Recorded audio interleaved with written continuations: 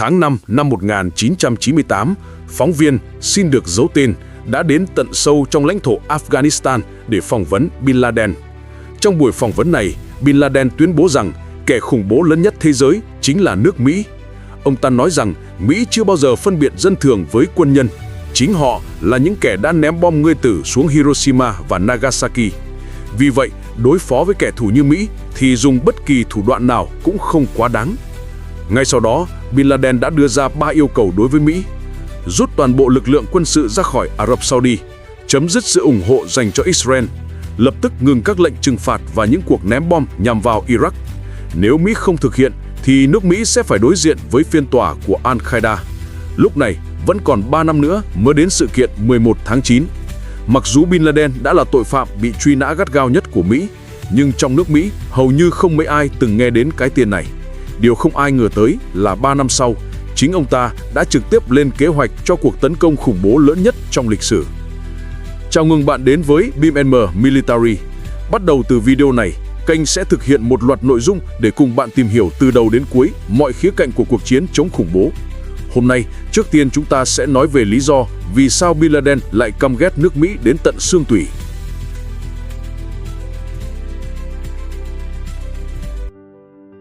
Về thân thế của Bin Laden, chúng ta chỉ cần biết rằng ông ta sinh ra trong một gia đình siêu giàu có tại Ả Rập Saudi, là người con thứ 17 trong số 52 người con. Cha ông là một đại gia ngành xây dựng ở Saudi, với tổng tài sản hơn 5 tỷ USD. Không chỉ giàu có, gia đình này còn có mối quan hệ mật thiết với hoàng tộc Saudi. Hiểu đơn giản thì, gia tộc Bin Laden chính là tầng chóp của kim tự tháp xã hội Ả Rập. Gần như mọi nhu cầu của ông đều được đáp ứng đầy đủ. Thuở thiếu niên, Bin Laden không có gì đặc biệt, ngoại trừ việc có niềm say mê gần như cuồng tín với tôn giáo. Câu chuyện thật sự chỉ bắt đầu từ năm 1979. Cùng năm đó, Afghanistan thay đổi chính quyền.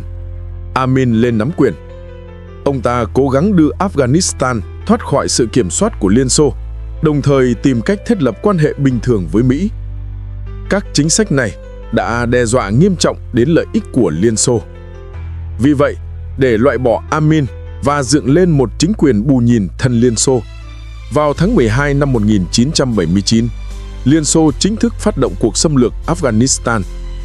Ngay đợt đầu, họ đã triển khai tới 80.000 quân, kèm theo lực lượng lớn xe tăng và trực thăng vũ trang. Dưới sức tấn công dữ dội của dòng thác thép Liên Xô, chỉ trong chưa đầy một tuần, các khu vực trọng yếu của Afghanistan đã hoàn toàn rơi vào tay họ. Sau đó, Liên Xô bắt đầu lao vào một cuộc chiến du kích kéo dài hàng thập kỷ với lực lượng vũ trang chống chính phủ và các nhóm chiến binh Hồi giáo. Trong các điện thờ Hồi giáo khắp Afghanistan, các giáo sĩ đã kêu gọi người dân tham gia thánh chiến. Họ cho rằng đó là cách duy nhất để đất nước thoát khỏi ách chiếm đóng của Liên Xô. Bản chất của thánh chiến, Jihad, chính là người Hồi giáo đứng lên chống lại sự áp bức, chuyên chế, độc tài, cũng như bất kỳ thế lực nào muốn xâm chiếm lãnh thổ Hồi giáo. Nguồn lực chính của những chiến binh thánh chiến đến từ người dân Afghanistan theo đạo Hồi, nhưng đồng thời còn có rất nhiều tín đồ Hồi giáo từ khắp nơi trên thế giới đổ về. Trong số đó có cả Bin Laden. Lúc này, Bin Laden vừa tốt nghiệp đại học.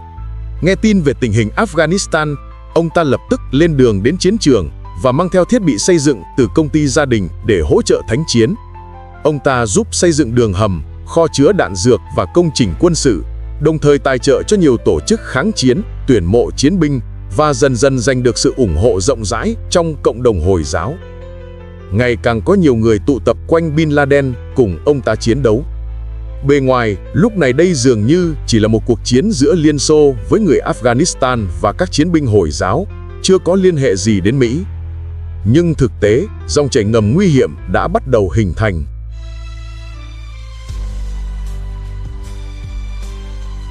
Đối với phần lớn người dân Mỹ thời bấy giờ, họ chưa từng nghe đến cái tên Afghanistan, thậm chí cũng chẳng biết đất nước này nằm ở đâu.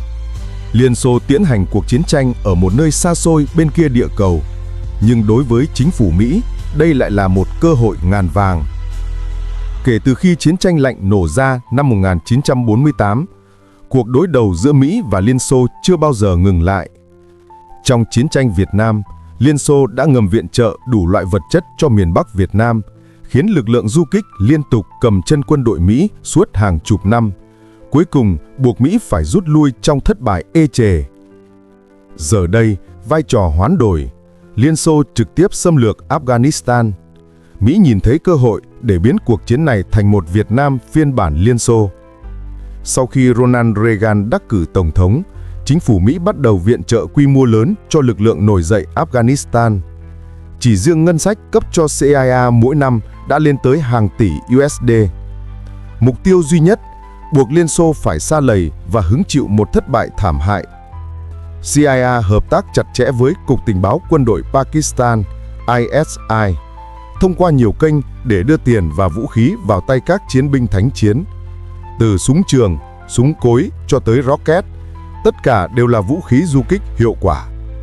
Mặc dù Bin Laden không có liên hệ trực tiếp với Mỹ, nhưng thông qua nhiều tầng trung gian, một phần viện trợ đó đã chảy vào tay ông ta. Vì vậy, việc nói rằng Mỹ từng tài trợ cho Bin Laden trong chiến tranh Afghanistan không phải là lời đồn vô căn cứ. Đối với người Mỹ lúc đó, Bin Laden chỉ là một cậu ấm Saudi giàu có, bỏ tiền giúp người Afghanistan chống lại Liên Xô, dẫn dắt chiến binh tham chiến. Khi ấy, Mỹ và Bin Laden đứng chung một chiến tuyến. Thậm chí, nhiều tờ báo phương Tây còn đăng tải các bài viết ca ngợi ông ta. Trong con mắt người Mỹ thời điểm ấy, Bin Laden không hoàn toàn phải là mối đe dọa, mà ngược lại còn là một người hữu ích trong cuộc chiến chống Liên Xô. Đến năm 1985, cuộc chiến đã khiến hơn 1 triệu người Afghanistan thiệt mạng, hơn 1,5 triệu người bị thương và khoảng 3 triệu người phải tha hương. Cả đất nước chỉ còn có thể dùng 2 chữ tan hoang để miêu tả. Các thủ lĩnh thánh chiến nhằm tranh thủ thêm sự hỗ trợ từ Mỹ, thậm chí đã đích thân đến Nhà Trắng. Sau nhiều vòng đàm phán, cuối cùng Mỹ đồng ý viện trợ cho Afghanistan loại vũ khí mang tính bước ngoặt, tên lửa Stinger. Trong vòng 3 tháng, kể từ khi Stinger xuất hiện tại Afghanistan, chiếc trực thăng Mi-24, hung thần bầu trời của Liên Xô đã bị bắn rơi. Đấy là chiếc đầu tiên trong hàng loạt tổn thất đau đớn mà không quân Liên Xô phải hứng chịu.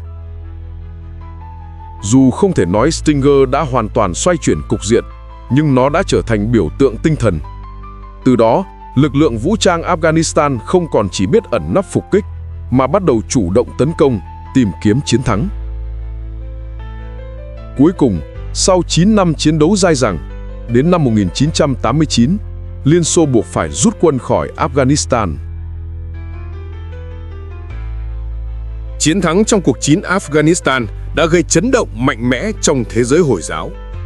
Mọi người đều tin rằng chính nhờ sự lãnh đạo quả cảm của các chiến binh thánh chiến mà quân Hồi giáo đã thực sự đánh bại được Liên Xô. Bin Laden cũng trở về Saudi Arabia với tư cách một anh hùng thánh chiến. Những năm tháng du kích ở Afghanistan đã giúp ông ta tích lũy nhiều kinh nghiệm, hình thành một tư duy tác chiến riêng. Theo Bin Laden, khi đối đầu với kẻ thù hùng mạnh, chiến lược cốt lõi chính là kéo họ vào một cuộc chiến tiêu hao lâu dài trên đất Hồi giáo. Ông tin rằng chính cuộc chiến như vậy đã khiến Liên Xô kiệt quệ về tài chính, dẫn đến sự sụp đổ kinh tế và tan rã. Và với cách đánh này, ông ta cũng có thể đánh bại nước Mỹ. Chiến thắng tại Afghanistan đã trực tiếp thúc đẩy sự ra đời của Al-Qaeda. Cái tên Al-Qaeda có nghĩa là căn cứ, bởi Bin Laden coi đây là đại bản doanh toàn cầu của tín đồ Hồi giáo, nơi sẽ phát động thánh chiến đi khắp thế giới. Lúc này, Bin Laden đầy tham vọng, nuôi khát vọng thay đổi toàn bộ cấu trúc chính trị ở Trung Đông, loại bỏ ảnh hưởng từ phương Tây ra khỏi các vùng đất Hồi giáo. Và trong kế hoạch đó, Mỹ là trở ngại lớn nhất. Tuy nhiên, dù đã bất mãn sâu sắc với Mỹ vì sự hiện diện trong thế giới Hồi giáo và sự ủng hộ đối với Israel, nhưng chừng đó vẫn chưa đủ để ông ta căm thù đến tận xương tủy. Điều thực sự thổi bùng ngọn lửa hận thù chính là cuộc chiến vùng vịnh 2 năm sau đó. Tháng 8 năm 1990, Iraq chính thức xâm lược Kuwait. Chỉ trong chưa đầy 12 giờ, quân đội Saddam đã kiểm soát phần lớn lãnh thổ Kuwait. Thế nhưng, tham vọng của Saddam dường như không dừng lại ở đó. Ông ta còn triển khai một lực lượng lớn ở biên giới Kuwait, Saudi, cho thấy có khả năng sẽ tiếp tục tiến quân vào Saudi Arabia. Trước nguy cơ này, Mỹ tuyên bố sẵn sàng hỗ trợ quân sự cho Saudi. Bộ trưởng Quốc phòng Mỹ khi đó là Dick Cheney đã đích thân bay đến Riyadh để gặp quốc vương Fahd. Và gần như không cần suy nghĩ nhiều, Fahd đã chấp nhận sự hỗ trợ từ quân đội Mỹ. Khi nghe tin, Bin Laden vô cùng bất mãn. Ông lập tức đến gặp quốc vương Fahd và Bộ trưởng Quốc phòng Sultan, khuyên họ không nên phụ thuộc vào Mỹ hay bất kỳ quốc gia phi Hồi giáo nào. Bin Laden nhấn mạnh rằng, kể từ cuộc thập tự chinh lần thứ 10, chưa từng có dấu rải ngoại bang nào được phép dẫm lên mảnh đất thiêng liêng của Hồi giáo. Để quân Mỹ đến triển khai ở đây chính là một sự xúc phạm nghiêm trọng đối với các thánh địa. Để thay thế, Bin Laden thậm chí tự nguyện đưa quân của mình thề sống chết bảo vệ Saudi. Nhưng rõ ràng, lực lượng dân quân nhỏ bé của ông ta không thể nào sánh được với vệ binh Cộng hòa tinh nhuệ của Saddam. Vì vậy, Hoàng gia Saudi đã phớt lờ đề nghị này và mở cửa đón quân đội Mỹ, Anh, Pháp cùng nhiều nước phương Tây vào triển khai tại Saudi. Điều đó khiến Bin Laden tức giận tột độ. Ông bắt đầu công khai chỉ trích chính phủ Saudi, tuyên bố rằng hai thánh địa Mecca và Medina phải do những tín đồ Hồi giáo trung thành nhất bảo vệ, chứ không phải bởi những ngoại bang ngoại đạo. Theo ông, dưới chiêu bài chính nghĩa, các nước phương Tây do Mỹ dẫn đầu thực chất muốn xâm lược người Hồi giáo và cướp đoạt tài nguyên quý giá nhất của họ, dầu mỏ. Không chỉ dừng lại ở đó, Bin Laden còn liên tục công kích chế độ quân chủ lạc hậu của Saudi, cuối cùng khiến ông bị chính quyền Saudi quản thúc và đến năm 1991 thì bị trục xuất khỏi đất nước. Cùng thời điểm đó, sau khi chiến tranh vùng vịnh kết thúc, sự hiện diện của Mỹ tại Trung Đông lại ngày càng mạnh mẽ. Năm 1990, Tổng thống George H.W. Bush từng cam kết với Hoàng gia Ả Rập Xê Út rằng một khi mối đe dọa xâm lược từ Saddam được giải quyết, Mỹ sẽ rút toàn bộ quân đội triển khai tại Ả Rập Xê Út. Thế nhưng trên thực tế, ngay cả khi chiến tranh đã chấm dứt, quân đội Mỹ vẫn không rút đi. Họ tiếp tục sử dụng Ả Rập Xê Út làm đại bản doanh để thực hiện nhiều nhiệm vụ liên quan đến Iraq. Điều càng khiến Bin Laden phẫn nộ là, tuy chiến tranh vùng vịnh đã kết thúc, nhưng Saddam vẫn tiếp tục nắm quyền. Liên Hợp Quốc vì thế áp đặt hàng loạt lệnh trừng phạt kinh tế đối với Iraq. Và hậu quả nặng nề nhất lại đổ xuống đầu người dân vô tội. GDP bình quân đầu người của Iraq từ 1.371 USD năm 1990 đã tụt xuống chỉ còn 241 USD vào năm 1995. Cả quốc gia rơi vào cảnh sụp đổ. Hơn 1 triệu dân thường Iraq chết vì thiếu lương thực, bệnh tật và đủ loại hệ quả tiêu cực mà lệnh trừng phạt gây ra. Xét riêng về điểm này, những lợi của Bin Laden không hẳn là vô căn cứ. Các lệnh trừng phạt Iraq từng gây nên làn sóng tranh cãi dữ dội trên trường quốc tế. Không ít quan chức làm việc tại Liên Hợp Quốc đã từ chức vì cho rằng họ không muốn tiếp tay cho một kế hoạch đáp ứng định nghĩa của tội ác diệt chủng. Bin Laden cho rằng sự kiện này càng phơi bày rõ bản chất của Mỹ. Họ chưa bao giờ phân biệt giữa dân thường và binh lính, mà chỉ quan tâm đến lợi ích của chính mình. Trên mặt trận tuyên truyền, Mỹ đổ toàn bộ trách nhiệm cho Saddam, khẳng định rằng chính Saddam mới là kẻ phải chịu trách nhiệm cho cái chết của hàng triệu dân thường, chứ không phải do các lệnh trừng phạt. Những biện pháp trừng phạt này chỉ đến năm 2003, khi Mỹ xâm lược Iraq mới được dỡ bỏ hoàn toàn. Tất nhiên, lợi ích đằng sau sự kiện này cùng những yếu tố chính trị và ngoại giao liên quan quá phức tạp để có thể kết luận ai đúng ai sai. Nếu bạn quan tâm, có thể tìm hiểu thêm về những tài liệu lịch sử liên quan, ít nhất là để tránh bị truyền thông dẫn dắt một chiều và hình thành nhận thức riêng của mình. Nhưng ít nhất, đối với Bin Laden, mọi hành động của Mỹ trong và sau chiến tranh vùng vịnh chỉ càng làm sâu sắc thêm hận thù của ông ta. Bin Laden tuyên bố thẳng, nếu Mỹ không chịu rút khỏi Trung Đông, vậy thì những binh lính đó sẽ phải được cho vào túi xác mà đem về. Và chính vì thế, Bin Laden quyết định phải làm một việc lớn để nước Mỹ thực sự cảm nhận được sự tồn tại của mình. Sau khi bị Ả Rập Xê Út trục xuất, Bin Laden đến Sudan. Tại đây, ông ta bắt đầu một cách có hệ thống việc tuyển mộ và huấn luyện chiến binh Hồi giáo, chuẩn bị cho những hoạt động khủng bố trong tương lai. Năm 1992, gần một khách sạn nơi lính Mỹ đồn trú tại Yemen đã xảy ra vụ nổ, khiến 2 người thiệt mạng và 7 người bị thương. Vụ nổ này được coi là cuộc tấn công đầu tiên của Al-Qaeda nhằm vào Mỹ. Năm 1993, bãi đổ xe ngầm dưới tòa tháp Bắc của Trung tâm Thương mại Thế giới WTC bị đánh bom, khiến nhiều tầng tòa nhà sụp, làm 6 người chết và hàng nghìn người bị thương. Âm mưu ban đầu của vụ tấn công này là phá hủy phần móng của tháp Bắc, khiến nó đổ sập về phía tháp Nam, qua đó phá hủy cả hai tòa tháp chọc trời. Sau điều tra, người ta phát hiện vụ việc này không có mối liên hệ trực tiếp với Bin Laden hay Al-Qaeda, nhưng không thể phủ nhận rằng khả năng lớn Bin Laden đã lấy cảm hứng cho vụ 11 tháng 9 từ đây. Năm 1995, một chiếc xe tải chở bom phát nổ gần doanh trại không quân Mỹ tại Ả Rập Xê Út, làm 19 binh sĩ Mỹ thiệt mạng. Sau vụ nổ này, chính quyền Sudan từng đề nghị trao trả Bin Laden cho Mỹ. Nhưng điều trớ trêu là phía Mỹ lại tuyên bố không có đủ bằng chứng để chứng minh Bin Laden có liên quan trực tiếp đến vụ tấn công. Và hơn nữa, cũng không có bất kỳ quốc gia nào khởi tố ông ta. Vì vậy, Mỹ không thể bắt giữ Bin Laden mà chỉ yêu cầu Sudan nhanh chóng trục xuất ông ta. Sau nhiều lần bàn bạc, Sudan đã tịch thu toàn bộ tài sản của Bin Laden và buộc ông phải rời sang Afghanistan. Chính lệnh trục xuất này đã biến Bin Laden trở thành một kẻ khủng bố cực đoan toàn thời gian. Quay lại Afghanistan, ông ta chẳng khác nào một con cá tìm về lại nước, không còn bất kỳ ràng buộc nào. Năm 1996, Bin Laden cùng tổ chức Al-Qaeda chính thức tuyên chiến với Hoa Kỳ. Trong bản tuyên bố, Bin Laden nhiều lần nhấn mạnh rằng sự hiện diện quân sự của Mỹ tại Ả Rập Xê Út là một hành vi xâm lược trắng trợn. Ông cáo buộc quân đội Mỹ đã cướp bóc tài nguyên của đất nước, đồng thời làm nhục nhân dân nơi đây. Theo Bin Laden, Ả Rập Xê Út đã trở thành một thuộc địa của Mỹ và Washington còn đang tìm cách thâu tóm thêm nhiều khu vực khác tại Trung Đông để tiếp tục gia tăng sức mạnh, đồng thời củng cố sự ủng hộ đối với Israel. Đây cũng là lần đầu tiên Bin Laden công khai giải thích lý do ông ta muốn tấn công Mỹ.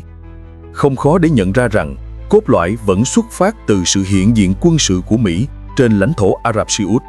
Năm 1998, hai tòa đại sứ Mỹ tại châu Phi đồng thời bị tấn công, khiến 224 người thiệt mạng. Năm 2000, tại Vịnh Aden, khu trục hạm USS Cole của Mỹ đang tiếp nhiên liệu thì bị tấn công liều chết, khiến 17 thủy thủ hải quân Mỹ thiệt mạng. Trong suốt nhiều thập kỷ, làn sóng khủng bố đã bao trùm toàn cầu, đủ loại vụ tấn công xảy ra liên tiếp. Đặc biệt từ khi bước vào thế kỷ 21, theo tình báo CIA, nhiều phân tử khủng bố mà họ từng theo dõi chặt chẽ trước đó đã lần lượt rời khỏi Afghanistan, các báo cáo cảnh báo nguy cơ liên tiếp gia tăng. Bin Laden cũng công khai xuất hiện, tuyên bố rằng sẽ sớm mang đến một bất ngờ lớn. Cuối cùng, loạt hoạt động khủng bố này đã lên đến cao trào vào ngày 11 tháng 9 năm 2001 và kéo theo cuộc chiến chống khủng bố kéo dài suốt 20 năm sau đó. Ok, trên đây là toàn bộ nội dung video của kỳ này. Nếu mọi người thấy hay thì đừng quên like, share và subscribe nhé. 20.000 lượt like là mình sẽ lập tức cập nhật video tiếp theo, nói về sự thật đằng sau 9 phần 11, phần 2 của cuộc chiến chống khủng bố.